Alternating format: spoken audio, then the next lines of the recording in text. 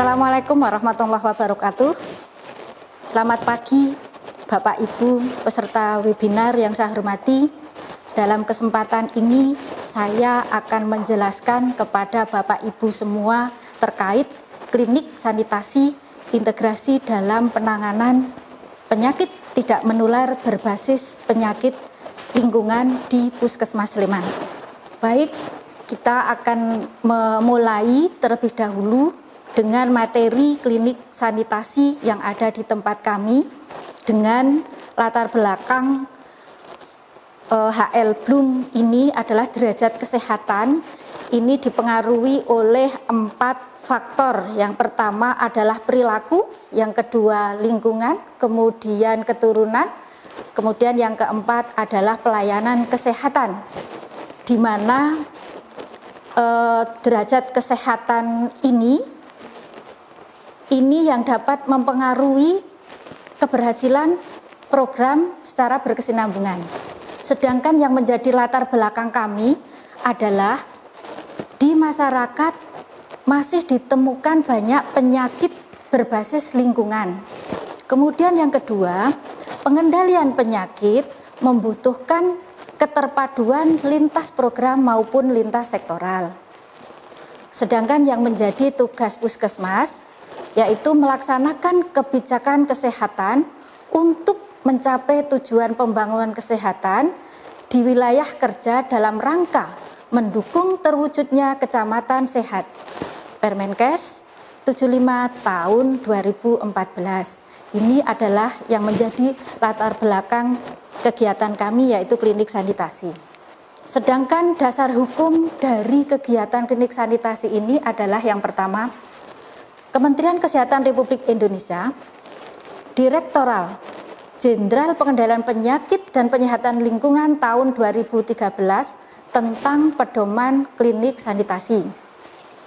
Yang kedua, Peraturan Menteri Kesehatan Republik Indonesia nomor 13 tahun 2015 tentang penyelenggaraan pelayanan kesehatan lingkungan di puskesmas.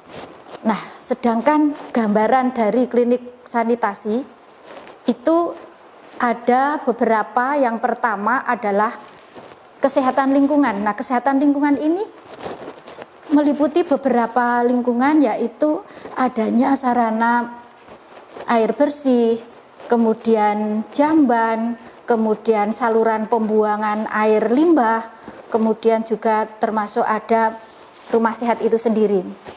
Kemudian upaya-upaya yang kedua yaitu pemberantasan penyakit. Nah, tentunya ini adalah pemberantasan penyakit, baik pemberantasan penyakit menular maupun pemberantasan penyakit tidak menular. Kemudian di dalam klinik sanitasi pun juga melakukan bimbingan. Nah, tentunya bimbingan ini adalah bimbingan ke kelompok masyarakat maupun ke kelompok individu. Kemudian yang keempat adalah kita juga melakukan penyuluhan. Nah, penyuluhan ini kepada sasaran yaitu masyarakat. Nah, tentunya ini adalah penyuluhan tentang tidak hanya penyuluhan tentang penyakit menular, tetapi juga melakukan penyuluhan penyakit tidak menular. Kemudian kita juga memberikan bantuan teknis kepada masyarakat, mereka yang ada permasalahan kesehatan di masyarakat. Ini sebagai pengertian dari klinik sanitasi. Kemudian untuk bagian dari klinik sanitasi itu sendiri, itu memang ada pasien, ada klien, kemudian ada ruang klinik sanitasi itu sendiri. Kemudian kegiatannya pun juga ada kegiatan di dalam gedung dan kegiatan di luar gedung. Sedangkan konseling ini juga dilakukan di dalam gedung dan di luar gedung. Nah, kemudian setelah kita melakukan konseling, apabila ditemukan suatu permasalahan, juga kita akan melakukan kunjungan rumah. Nah, kunjungan rumah ini tidak hanya sebatas mencari atau membantu teknis seperti itu tadi yang saya sampaikan di atas, tapi kami juga melakukan pembinaan keluarga. Nah, sebagai penjelasan dari bagian klinik sanitasi di atas adalah di sini ada penderita atau klien. Nah, ini kalau penderita itu adalah penyakit yang diduga berkaitan dengan kesehatan lingkungan yang dirujuk oleh petugas medis di ruang klinik sanitasi. Nah, seperti penyakit diare, ISPA, TB, malaria, dan juga DBD. Nah, ini adalah gambaran penyakit berbasis lingkungan yang ada di klinik sanitasi kami yang dilakukan oleh pengobatan umum, kemudian dari klinis merujuk ke tempat kami yaitu klinik sanitasi. Kemudian yang kedua itu ada klien. Nah, ini biasanya untuk klien itu bukan orang yang sakit tetapi orang yang sehat, biasanya masyarakat umum ya, bukan penderita penyakit yang datang ke puskesmas untuk berkonsultasi tentang masalah yang berkaitan dengan kesehatan lingkungan. Nah, biasanya klien ini datang ke kami ini untuk melakukan konsultasi terkait dengan pemeriksaan kualitas air bersih dengan 2 parameter yaitu bakteri dan kimia. Nah, tentunya untuk kami petugas klinik sanitasi ini tidak melakukan pemeriksaan dari kualitas air tersebut, tapi dari hasil konsultasi klien itu, air yang ada di klien kita ambil kemudian dibawa untuk dilakukan pengecekan di laboratorium. Kemudian juga ada mengenai tentang jamban. Nah, biasanya mereka klien itu datang apabila ada permasalahan jamban. Saat sekarang ini ada beberapa permasalahan mengenai jamban sehat.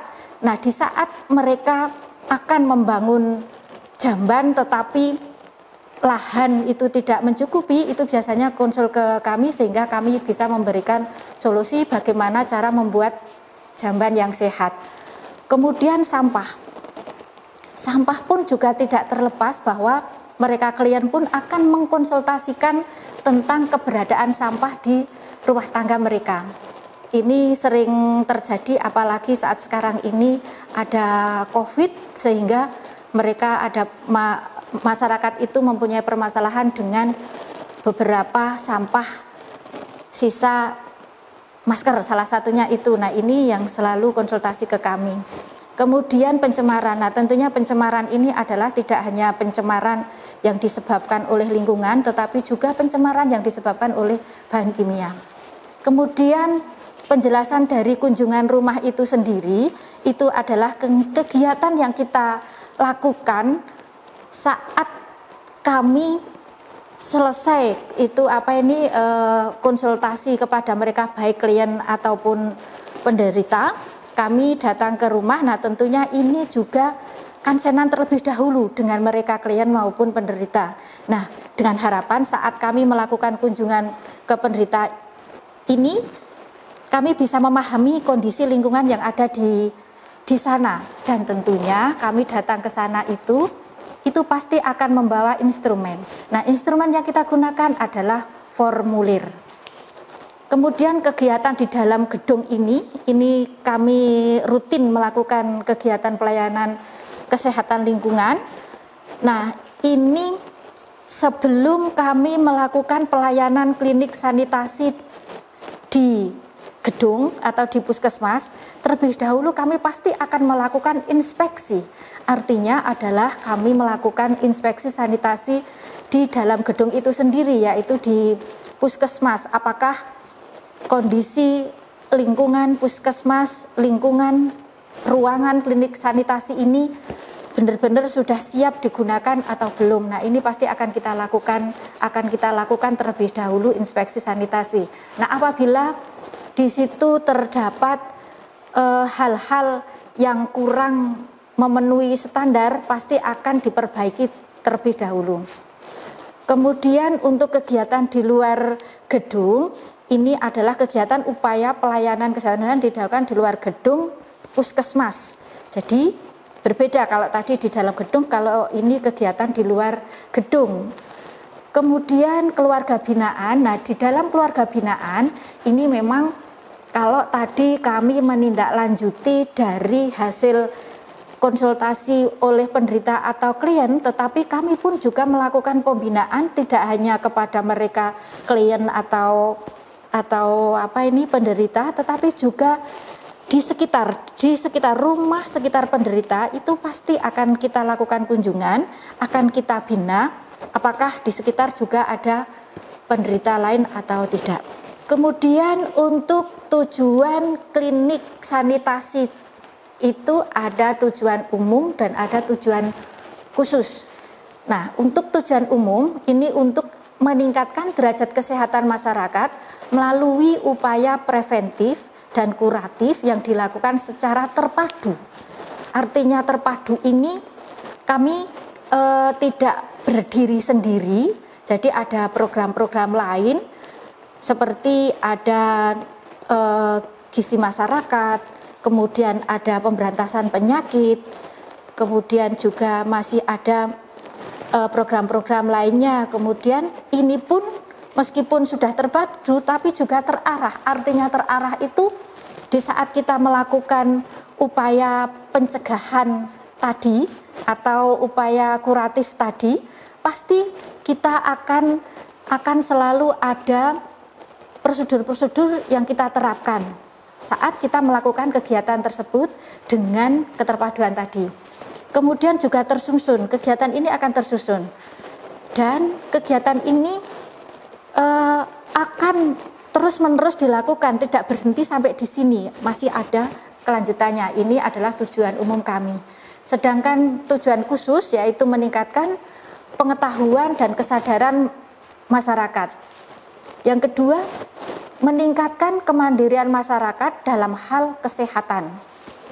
Yang ketiga, keterpaduan antara program dan sektor terkait dalam penanggulangan penyakit berbasis lingkungan.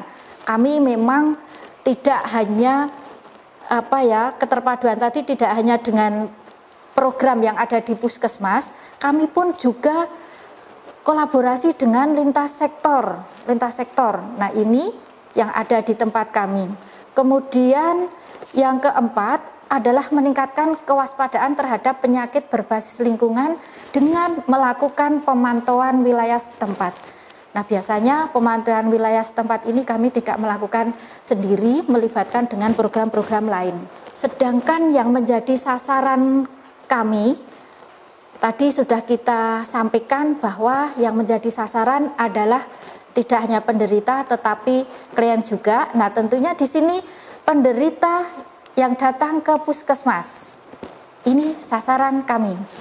Nah, penderita itu tadi ada diare, ada DBD, kemudian ada skabies, penyakit yang disebabkan lingkungan.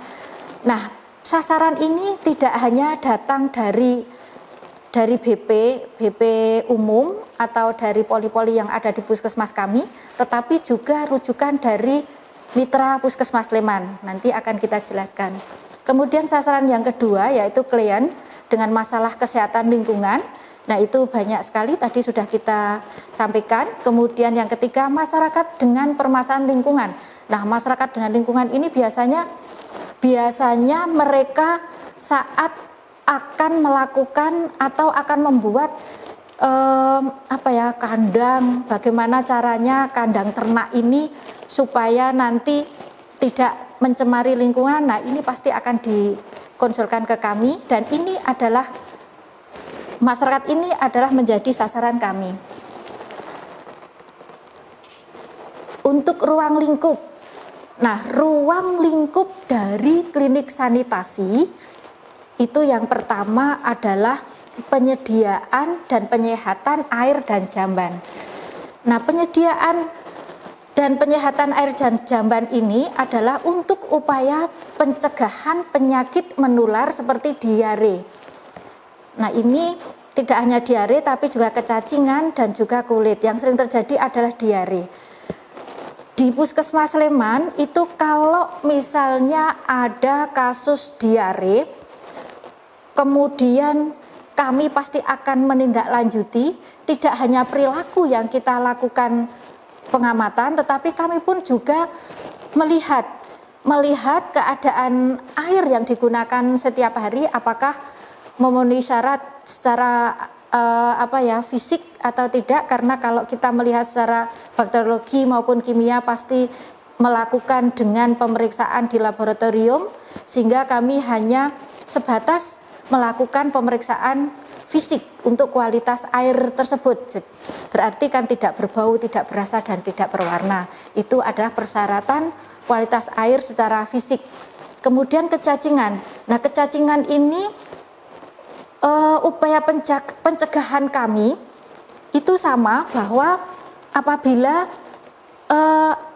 biasanya ini anak ya, untuk kecacingan ini kita akan memastikan bahwa anak tersebut tidak buang air besar sembarangan. Anak tersebut atau penderita kecacingan tersebut kita pastikan bahwa setiap buang air besar sembarangan selalu di tempatnya, yaitu jamban. Kemudian kulit. Nah, untuk kulit ini kalau sering terjadi di tempat kami, satu keluarga satu menderita kulit, pasti nanti satunya lagi pasti akan tertular. Nah, kalau sudah seperti ini, kami pasti akan melakukan kunjungan rumah. Nah, di saat kunjungan rumah itu akan melihat langsung bagaimana kondisi rumah tersebut, apakah ventilasinya cukup, bagaimana kasurnya sering dijemur atau tidak. Nah, ini pasti akan ditanyakan. Kemudian kalau memang itu tidak pernah dilakukan, misalnya jendela tidak difungsikan dengan baik, pasti nanti kami akan memberi bimbingan kepada mereka untuk melakukan itu. Kemudian lingkup yang kedua, penyehatan perumahan dan lingkungan. Nah, ini kaitannya dengan penderita ISPA, kemudian TB paru. Nah, TB paru ini kan masih ada, kemudian DBD, kemudian malaria. Nah, di saat ada penderita-penderita seperti ini, upaya yang kita lakukan untuk pencegahan, misalnya ISPA, pasti sasarannya rumah. Di situ kan ada penyehatan perumahan. Nah, apakah rumah sehat itu sudah memenuhi standar yang ada? Pasti ini akan kita tengok, sama dengan TB paru. Kemudian untuk DBD, nah DBD ini biasanya ada pada perindukan Aedes aegypti. Apakah di rumah itu ada, atau di rumah sekitar rumah penderita DBD itu ada yang melihara jentik, maksudnya jentik masih di situ, baik di dalam rumah maupun di luar rumah, ini pasti akan kita tengok. Kalau malaria ini insya Allah di lingkungan kami sudah akan mulai tergeser, mudah-mudahan ke depan sudah tidak ada lagi malaria. Tetapi di sini di lingkup kami masih ada upaya pencegahan malaria. Ini sama-sama untuk penyehatan perumahan dan lingkungan. Kemudian ruang lingkup yang ketiga, penyehatan makanan dan minuman, yaitu upaya pencegahannya saluran pencernaan dan keracunan makanan. Nah, di saat ada keracunan makanan, pasti kami tim, karena terintegrasi ya, tidak sendirian sanitarian atau klinik sanitasi menindaklanjuti, tetapi ada program lain yang terpadu, yaitu surveillance, pasti akan melakukan kunjungan rumah di lokasi keracunan makanan tersebut. Kemudian pengamanan pestisida atau keracunan pestisida ini juga sama dilakukan oleh tim akan bekerja sesuai prosedur masing-masing dan ini akan menindaklanjuti. Kemudian untuk lainnya itu penyakit yang berhubungan dengan kesehatan. Ini masih banyak lagi. Ini yang menjadi strategi kami klinik sanitasi Puskesmas Sleman. Selain keterpaduan lintas program dan lintas sektoral untuk strategi kami, baik di dalam gedung maupun di luar gedung. Nah, ini untuk keterpaduan lintas program ini seperti itu tadi, ada gizi masyarakat, ada pemberantasan penyakit, kemudian program surveillance, kemudian juga ada program kesehatan ibu dan anak, juga tidak kalah ini ada program promosi kesehatan kita akan selalu bersama-sama dan juga lintas sektor. Nah, lintas sektor ini juga akan selalu berdampingan apabila saat kita akan melakukan kegiatan dengan strategi klinikalisasi seperti ini, yaitu dengan pertanian. Kami akan selalu dengan pertanian karena Hari Pertanian itu pun juga selalu mengajak untuk kita berkolaborasi dalam hal pembinaan ke masyarakat tani, misalnya tentang keamanan atau alat pelindung diri atau perilaku kesehatan itu sendiri, itu adalah pertanian. Kemudian juga dari KUA pun juga menjadi mitra kami dalam menjalankan kegiatan ke klinik sanitasi tadi, yaitu sudah melakukan terprogram yaitu inspeksi sanitasi tempat ibadah, yaitu masjid. Di tempat kami itu ada sekitar 85 padukuan, dan setiap padukuan pasti akan memiliki masjid dan musola, dan ini pun juga dilakukan inspeksi sanitasi bersama-sama dengan lintas sektor, yaitu KUA. Kalau kami dari kesehatan melihat kondisi lingkungannya, tetapi kalau dari KUA sendiri melihat dari kesucian atau dari tempat ibadah itu sendiri, sehingga ini bisa dipadukan antara itu tadi pertanian, kemudian KUA, dan juga masih ada beberapa lintas sektor seperti PKK. Kami juga menjadi mitra kami, baik itu PKK tingkat kecamatan maupun PKK tingkat desa dan juga dusun. Kemudian strategi kami di klinik sanitasi yaitu penajaman masalah dengan upaya promotif, preventif, kuratif, dan rehabilitatif. Ini pasti di saat kita akan meningkatkan kualitas promotif tadi, kualitas pencegahan dalam mengatasi suatu masalah yang ada di lingkungan kami, pasti kami akan melakukan keterpaduan tadi. Kemudian strategi yang kedua, pemetaan dan spesifikasi masalah. Nah, untuk pemetaan dan spesifikasi masalah ini biasanya kami membuat sudah terprogram, yaitu per 6 bulan sekali dengan membuat peta penyakit berbasis lingkungan, atau kita membuat 10 besar penyakit yang berbasis lingkungan maupun 10 besar penyakit yang tidak menular. Itu pasti akan kita lakukan pemetaan dan juga akan kita lakukan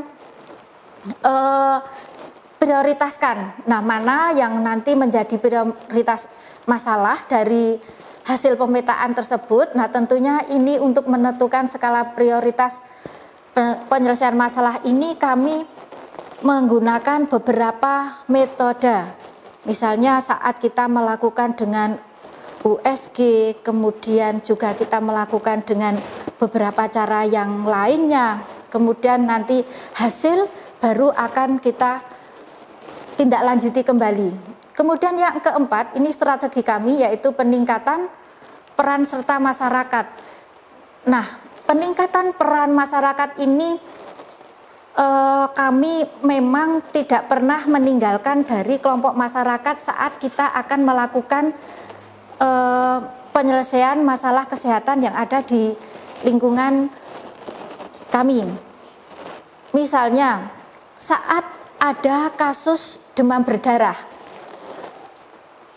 di saat kita akan melakukan pemberantasan penyakit demam berdarah, itu pasti kami akan merankan dari kelompok masyarakat seperti adanya juru pantau jentik. Bagaimana sih peran dari juru pantau jentik itu kok sampai dusun ini ada demam berdarah, kemudian ada lagi. Nah, ini akan ditingkatkan lagi. Kemudian juga sama, di saat di situ ada, ternyata di sini ada gizi buruk.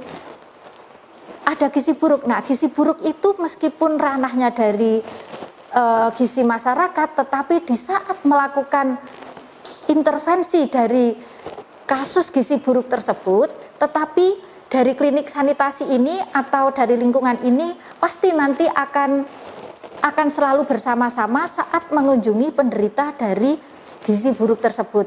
Karena nanti akan dilihat bagaimana toh kondisi lingkungan dari penderita gizi buruk tersebut. Kemudian kami setelah melakukan peningkatan serta masyarakat juga akan melakukan strategi klinik sanitasi dengan mengutamakan pembimbingan untuk kemandirian masyarakat. Nah, kami memang berusaha untuk melakukan pembimbingan kepada masyarakat ini agar mereka itu bisa melakukan mandiri tanpa harus didampingi setiap saat kepada petugas, tapi mereka masyarakat itu mampu melakukan sendiri. Misalnya, saat kita ada, ini ada risiko pencemaran lingkungan. Nah, ini harus diatasi. Nah, sebelum masyarakat ini melaporkan ke kami, tapi karena masyarakat itu sudah dilakukan pembinaan, dilakukan pembimbingan, itu sudah bisa mengatasi sendiri. Kemudian misalnya ada sampah, baik itu sampah rumah tangga maupun sampah dari industri rumah tangga sendiri, harapan dari kami mereka itu sudah bisa melakukan penanganan sendiri tanpa harus pendampingan atau pembimbingan dari kami, karena memang dari awal kami sudah melakukan pembimbingan ataupun pendampingan kepada mereka masyarakat terkait kemandirian masyarakat. Kemudian yang keenam, strategi kami adalah mengupayakan dukungan dana dari pihak lain. Artinya mengupayakan dukungan dana dari pihak lain, kami selalu mengajak mereka masyarakat, kemudian mengajak pemerintah desa untuk dana kesehatan, untuk kesehatan lingkungan itu tidak mengandalkan dari pemerintah, dalam hal ini puskesmas. Karena keterbatasan dana puskesmas itu kan ada batasannya, sehingga kita memang mengupayakan bagaimana dukungan dana ini ada. Ini alur kegiatan klinik sanitasi puskesmas itu masih sama. Mungkin Bapak Ibu sering datang ke puskesmas pasti akan melihat ada penderita, klien, masyarakat umum pasti datang akan menuju ke loket. Setelah nanti menuju ke loket pasti akan, kalau penderita ya, kalau klien ini langsung ke klinik sanitasi, tetapi kalau penderita ke loket baru ke klinik. Nah, nanti di klinik ini pasti akan dirujuk oleh dokter kalau memang ada indikasi penyakit berbasis lingkungan, pasti akan dirujuk ke klinik sanitasi. Nah, setelah nanti penderita tadi ke klinik sanitasi, pasti nanti akan ada obat ya. Kalau ini ada gatal dan seterusnya, pasti nanti akan mendapatkan obat. Nah, baru ngambil di apotek. Setelah dari apotek baru penderita tadi pulang. Tetapi kalau klien itu dari loket, tidak lewat loket ya, ini langsung ke klinik sanitasi. Setelah klinik sanitasi pulang. Nah, kemudian hasil dari kunjungan klien maupun kunjungan penderita pasti nanti akan disampaikan di logminnya yang ada di puskesmas. Kemudian untuk koordinasi di masyarakat, ini kami melakukan dengan tokoh agama, tokoh masyarakat, LKMD, dan juga guru. Sedangkan untuk koordinasi lintas program, kami melakukan dengan puskesmas pembantu. Nah, di sana ada petugasnya untuk puskesmas pembantu. Kemudian untuk desa siaga, di wilayah kami itu ada 5 desa, jadi desa siaganya mempunyai 5, kemudian bidan desa. Sedangkan koordinasi lintas sektor, tadi saya sudah menyampaikan bahwa ada Depak KUA tadi, UPT Yandik. Nah, UPT Yandik ini ada urusan dengan UKS, ke UKS-an. Kemudian untuk pariwisata, ini adalah tempat wisata, pertanian tadi sudah kita sampaikan. Sedangkan yang menjadi kunjungan target kunjungan kami adalah tempat-tempat umum.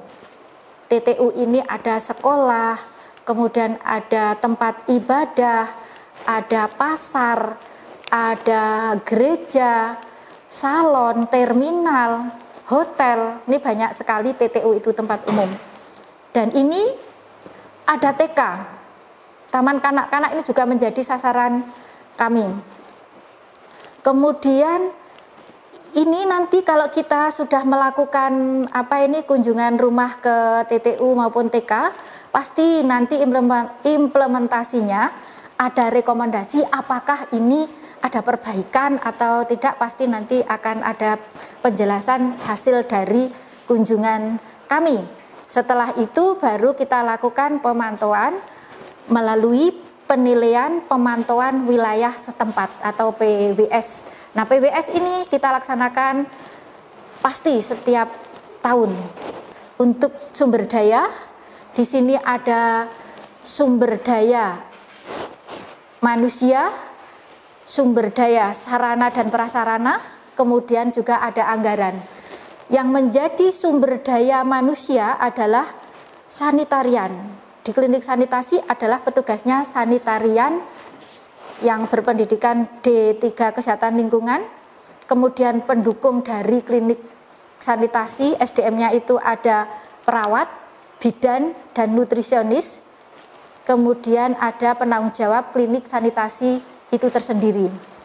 Kemudian sumber daya, prasarana, sarana dan prasarana, ini adalah ruangan, ini pasti dimiliki, kemudian peralatan ini adalah peralatan pendukung dari pelayanan klinik sanitasi. Ini banyak sekali peralatan yang ada. Nah, di situ untuk peralatan ini ada maket klinik sanitasi, ada lembar balik sebagai sarana prasarana, kemudian ada kit kesehatan lingkungan, kemudian ada ini ada milik kami, kemudian alat peraga media penyuluh itu tadi, kemudian formulir.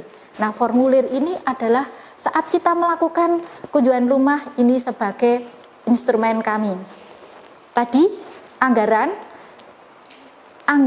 yang ada di tempat kami di klinik sanitasi, yaitu ada anggaran dari APBN melalui BOK, biaya operasional kesehatan, kemudian ada APBD, kemudian juga ada hibah, ada operasional puskesmas yaitu BLUD. Jadi banyak sekali anggaran untuk biaya kegiatan klinik sanitasi atau penyehatan lingkungan yang ada di tempat kami.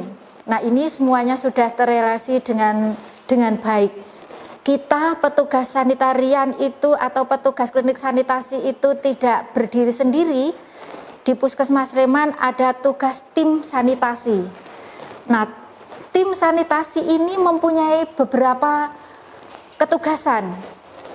Dan ketugasan dari tim ini di-SK-kan oleh Kepala Puskesmas, yaitu memberi dukungan kegiatan, menyiapkan dukungan teknologi, merintis kemitraan. Nah, kemitraan kami itu tadi ada dari klinik swasta, ada industri, dan seterusnya.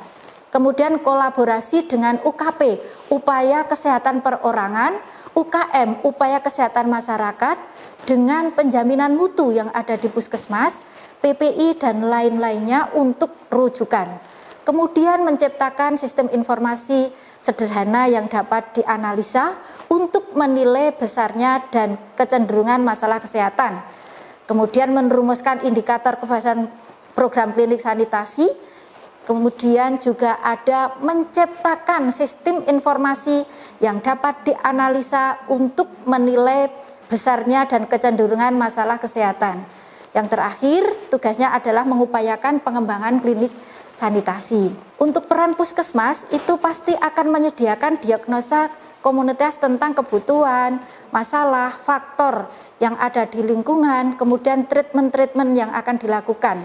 melakukan treatment dan bantuan teknologi. Tentunya ini peran dari puskesmas, mengumpulkan laporan masyarakat, mengadakan pelatihan tokoh masyarakat dan kader kesehatan, mencari mitra kerjasama, menyiapkan ruang klinik sanitasi. Ini peran dari puskesmas. Sedangkan untuk peluang dan hambatan dari kami, kegiatan klinik sanitasi, ini peluangnya adanya alokasi dana operasional puskesmas, adanya mekanisme mini lokakarya di puskesmas setiap bulan sekali, adanya pelayanan UKM untuk akreditasi di puskesmas, adanya program sektor terkait, meningkatkan partisipasi masyarakat.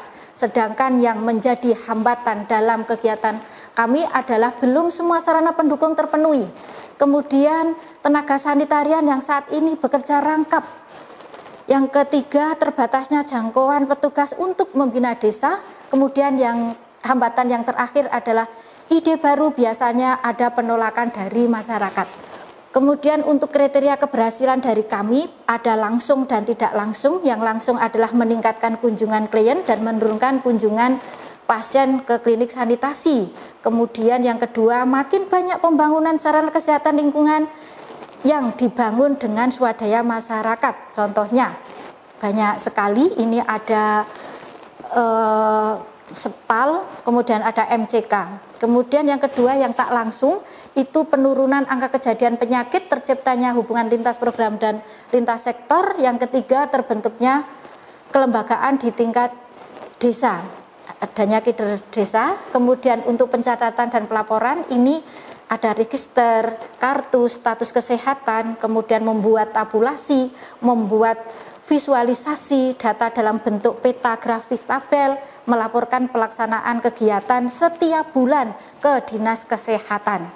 Ini yang menjadi tugas kami, sedangkan evaluasi dari kegiatan klinik sanitasi maupun penyihatan lingkungan ini adalah dilakukan setiap bulan melalui mini lokakarya puskesmas dan tribulan melalui mini lokakarya lintas sektor. Ini adalah gambaran klinik sanitasi dari kami. Demikian dari kami mohon maaf, terima kasih.